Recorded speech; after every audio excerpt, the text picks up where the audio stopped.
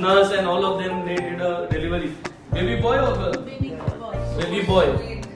So they had a delivery First here. lucky child. Yes. The first delivery here, and then they transferred the patient to the hospice. Girl called 108. What time the patient came? Actually wanted.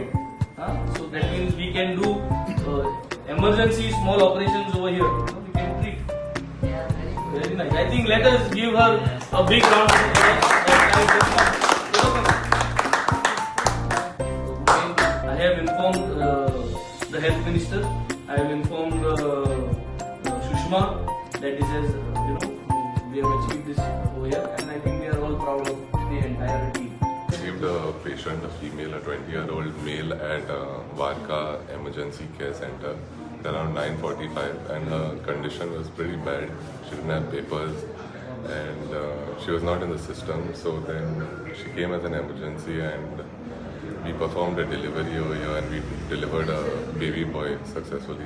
Sister Aarti over here did most of the work, and brother over here. So we delivered the baby successfully and shifted her to hospital.